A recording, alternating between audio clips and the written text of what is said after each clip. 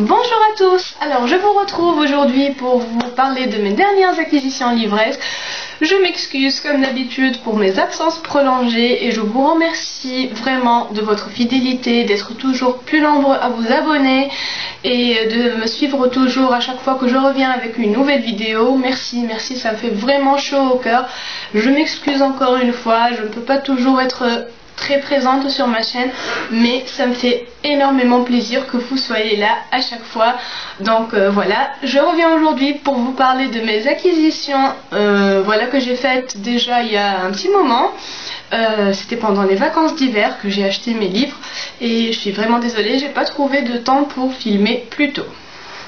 Voilà, alors pendant les vacances j'ai visité plusieurs librairies et plusieurs bouquinistes et chez deux bouquinistes et une librairie j'ai acheté des livres. Alors voilà, je vais vous les présenter et on commence tout de suite par les livres d'occasion. Donc chez un premier bouquiniste, j'ai trouvé L'ombre du vent de Carlos Ruiz Zafón aux éditions Le Livre de Poche. Donc là, c'est un livre que je voulais depuis un bon moment déjà.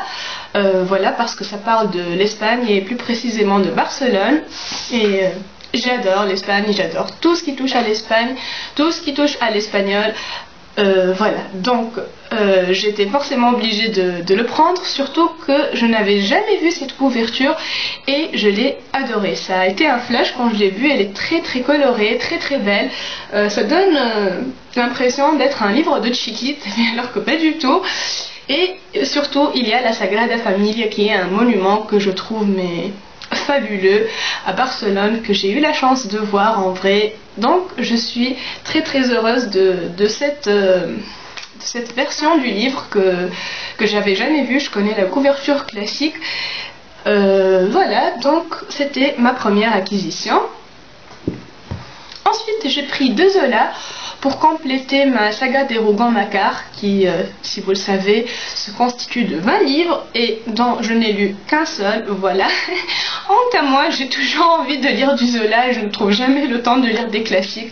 Et franchement, Zola, j'aime vraiment beaucoup et voilà, je continue toujours à compléter ma collection des Rougon-Macquart, même si... enfin, je me dis que je les lirai un jour, voilà, c'est tout. Donc, j'ai trouvé en premier... La faute de l'abbé Mouret de Zola, donc aux éditions Le Livre de Poche, les anciennes versions. Donc il est vraiment vieux, mais je crois qu'il a été jamais lu, il n'y a pas de cassure ici, il est très voilà, impeccable. Donc, et j'ai aussi aimé la couverture, très jolie, voilà, donc je l'ai pris. Et un deuxième, toujours des Rougon-Macquart, il s'agit de La Curée, voilà. Donc je crois que celui-là non plus n'a jamais été lu. Ensuite, j'ai trouvé un Marie-Lise Clark, et si vous me suivez depuis assez longtemps, vous savez que j'adore cet auteur. Et le titre c'est Deux petites filles en bleu, édition Le Livre de Poche. C'est aussi un livre que je voulais depuis assez longtemps. À chaque fois je prenais, je reposais, et voilà, je l'ai trouvé en occasion et en état de neuf, donc je n'ai pas hésité. Ensuite, un livre que Hegel de la chaîne Miss Sugartime m'avait donné énormément envie de lire, et...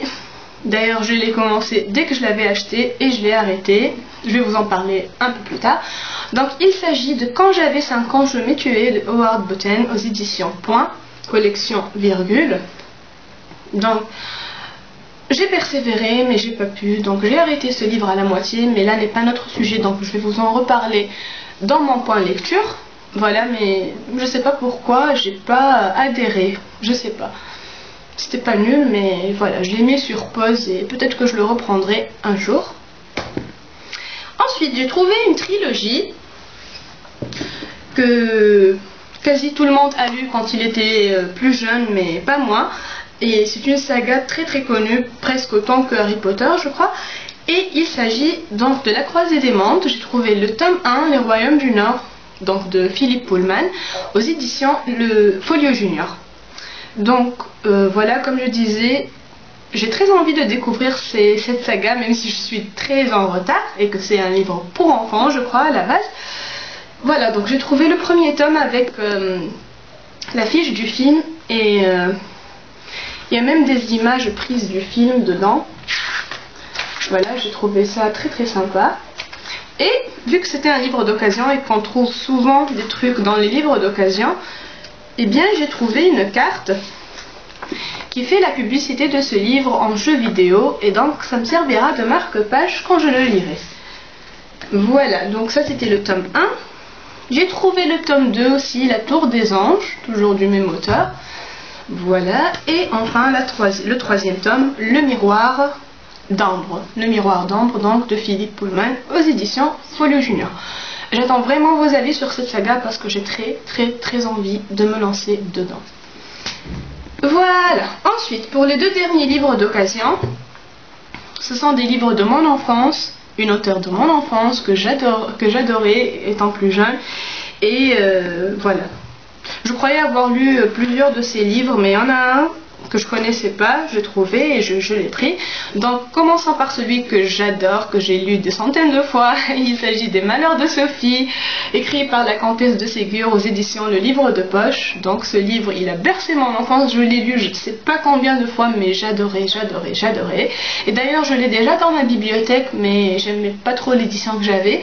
Donc voilà, je l'ai trouvé, je l'ai repris tout simplement. Ensuite j'ai trouvé Les Bons Enfants de la même auteure, et celui-là par contre je ne le connaissais pas, je ne l'ai jamais lu, et voilà, donc quand je relirai Les Malheurs de Sophie, je lirai aussi celui-là parce que c'est la suite en fait. Voilà, il s'agit je crois que des mêmes enfants que dans Les Malheurs de Sophie, et voilà, c'est tout. Ensuite, chez le libraire, donc en tant que livre neuf, j'ai pris des livres de contes parce que une certaine folie m'a prise pendant les vacances d'hiver, une obsession même, et il s'agit des contes. Pourquoi? Eh bien non seulement parce que je regardais Once Upon a Time et que j'étais à fond dedans, donc j'avais trop envie de relire les contes originaux, et j'ai eu aussi envie de me mettre à la lecture des réécritures de contes. Donc j'en ai pas encore acheté, mais je voulais commencer, donc je me suis dit autant commencer par les contes originaux parce qu'en fait je me suis rendu compte dernièrement que quand j'étais petite je lisais, ou avant ça on me lisait des contes, c'est vrai, mais les versions abrégées faites pour enfants. Voilà, donc je crois que j'ai jamais lu les vrais contes originaux dans leur texte intégral comme les ont écrits les conteurs. Donc vu que j'avais déjà les contes de Perrault dans ma bibliothèque, je me suis pris ceux d'Andersen, donc contes choisis d'Andersen chez Folio Classique. Voilà, donc il y a plusieurs contes dedans, dans La Reine des Neiges bien sûr. Voilà, donc j'ai pris celui-là. Et contes choisis de Grimm, toujours aux éditions Folio Classique. Donc voilà.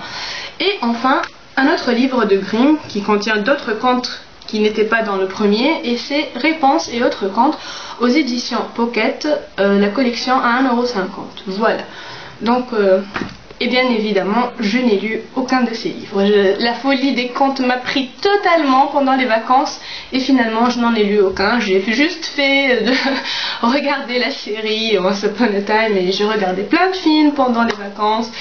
J'ai eu quelques petites pannes d'ivresse parce que j'ai abandonné un livre, j'ai abandonné un deuxième livre après, donc ça m'a un petit peu saoulée. Voilà, mais bon, ça je vous en reparlerai dans mon point lecture qui ne tardera pas à arriver, j'espère. Et voilà, je vous remercie encore toujours d'être là à me suivre. Ça me fait énormément plaisir, et ne vous inquiétez pas, même si je fais pas de vidéo, je continue à vous regarder quand même si je laisse pas toujours des commentaires, je continue toujours à vous suivre, et j'adore ça. Heureusement que vous êtes là, que vous existez. Merci. Bisous, à très vite.